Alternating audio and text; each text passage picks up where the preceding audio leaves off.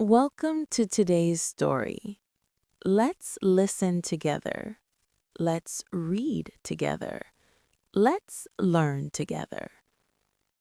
Today's story is Whispers of the Forgotten Lake.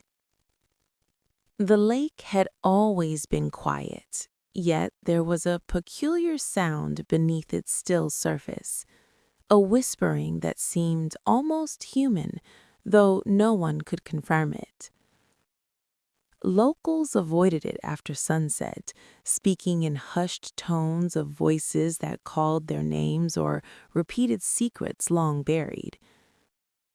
I arrived one late afternoon, drawn not by curiosity alone, but by an inexplicable pull that tugged at the edges of my memory. The path to the lake was narrow, overgrown with reeds and moss. Each step I took felt as though I were walking between two worlds, the one I knew and another that existed only in shadows. The air smelled of damp earth and old leaves, mingling with the faint metallic tang of water. I kept walking, my mind alert yet strangely calm, as if anticipating a revelation. At the water's edge, I paused. The surface reflected the sky, but there was a distortion, subtle yet undeniable. Ripples formed without wind, forming patterns that seemed deliberate, almost linguistic. I knelt and ran my fingers across the surface, and for a brief moment I thought I heard my own name whispered softly, carried beneath the water as though the lake itself were alive. I spent days there, mapping the changing reflections, listening to the subtle murmurs, and noting the way the reeds swayed in patterns that suggested intent. I encountered others, an old man who had lived near the lake all his life, a young girl who came to draw, and a woman who brought offerings of candles and herbs. Each of them spoke in riddles, half understood, as if the lake influenced their speech. One evening, when the sun dipped low, casting a copper glow over the water, I finally understood. The lake did not whisper to everyone. It whispered only to those willing to confront themselves.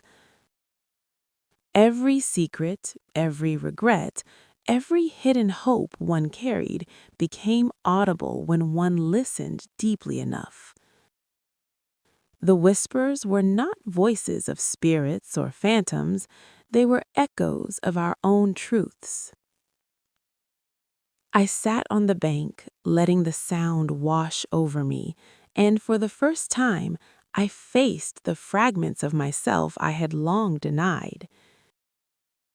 Memories of failures, joys, and fears surfaced with startling clarity. The lake reflected them, refracted them, and in doing so, transformed them into something I could observe without fear. Night fell, and the moon cast a silver path across the water. Shadows moved in gentle synchrony, and I realized the whispers had changed. They were no longer questions or accusations, but invitations, soft, patient, guiding me toward acceptance. By dawn, I understood that leaving the lake would not mean abandoning it. Its lessons were now part of me, a quiet current running beneath my conscious life.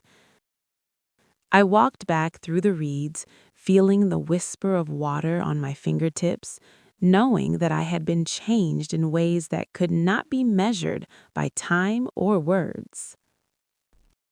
I left the lake behind, but it lingered, its voice a gentle reminder that the truths we avoid are not enemies, but guides, waiting for us to listen with courage and honesty. End of story. But see you next story.